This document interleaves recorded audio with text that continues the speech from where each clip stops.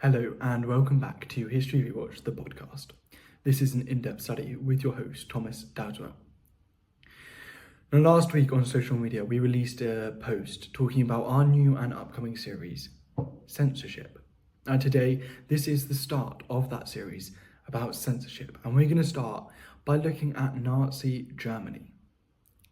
Now, censorship was huge in Nazi Germany as Hitler wanted to control the whole of Germany, all of the political parties and all of the public's views and opinions of him and the Nazi Party. And with that comes huge strengths and weaknesses that we can look more into with this. Now, to start, we're looking at an event called the book burning. Now, there is a film about that, which I would highly recommend. Now, the whole point of this book burning was to get rid of any un-German books. And now this took place on the 10th of March 1933. And on that day, around 25,000 books were burned. Now, to understand more about this, I've got a source. The Gestapo in 1935, the search for forbidden books would not damage the legitimate business of bookstores, though this consideration was not to be extended to stores that were known to stock and sell politically undesirable works. And yet we can see the problems that occurred in the aftermath of this book burning, and even after Hitler's reign, with the effect of bookstores in Germany, and how affected they got, whether they sold German or un-German books. Bookstores were hugely affected, and many actually got out of business from this event. Now, looking past what some people say is a tiny event, 1935, the first propaganda film was released by the Nazis. Now it showed people of all ages and all body types in a rally, including children and Nazi officers in uniform. Now, this is huge for the Nazi Party. This is the first proper propaganda film that they released, and it was getting themselves out there. The first propaganda film was... Now, Hitler used propaganda and censorship hand in hand to ultimately hold complete control of Germany as a country. For instance, September 1939, Hitler banned all Germans from listening to any radios that were coming from outside of Germany. Now, we know that Hitler already had complete control of the radios inside Germany, which meant ultimately he had complete control over every single radio station that was allowed to be listened in Germany. Now, you may think that people could just listen, but there were stuff to reinforce that. And some of that was the SA, which we're going to get onto in a bit. But first I want to talk about Joseph Goebbels, who was head of Nazi propaganda in Germany.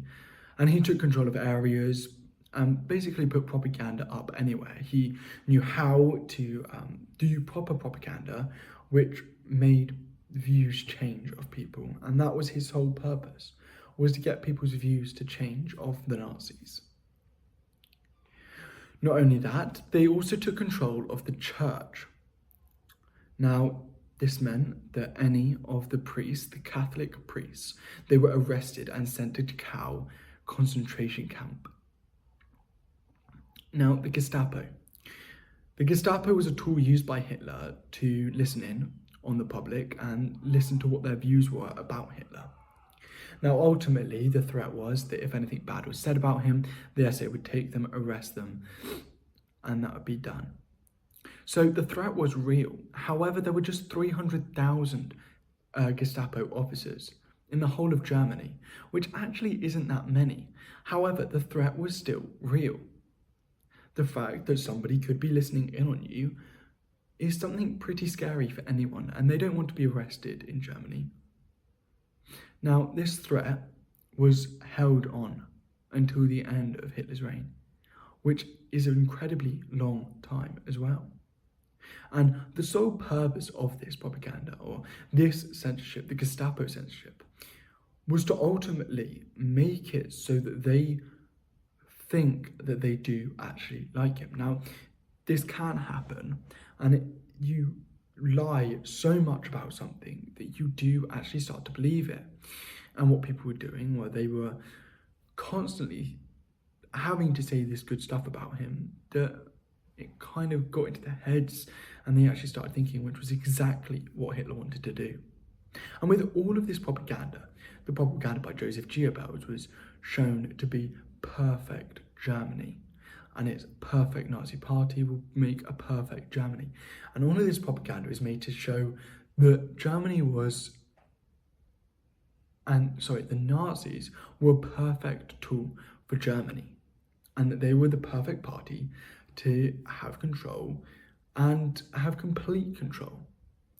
Make it so that the Nazis look like a safety net, look at like they're the safest party. Take complete control while having all of the public still on your side, which is an incredible thing that Hitler's done. However, he didn't just have to think about Germany, he had to think about all the other countries around him. Now, what is difficult is making sure that all the other countries think highly of you, especially after World War One. You're paying reparations already. You've asked a lot of America. You don't want to make it look bad on yourself. Now, to do that, Hitler changed some figures. After the 1924 Dawes Act and some other stuff which helped funding with America, although they had to give it back and they went into big financial problems after that, America was still on their side. America did still want to help, but they were in an economic depression. They had no money, so they couldn't. So Germany want to make sure they look the best they can. And through doing that, they changed some unemployment figures. Now, unemployment figures are huge. When looking at finance and the economy, if you don't have high employment, then you're not going to make the best out of your economy. Now, these figures were manipulated to be against, so women were not counted, disabled peoples, Jewish, those who were in prison, and many more. All of these were just taken off of the unemployment figures. Whether they were employed or not, they were gone, which made the unemployment figures super low, which made it look like Germany was doing the best that they could be. Now, the rest of the world thought Germany was in a perfect spot. However, some individuals were suspicious, and there has been cases where people did go into Germany and actually find out what was really happening in there. But that's all we've got time for today. We'll see you again next week for the next episode of this in-depth study.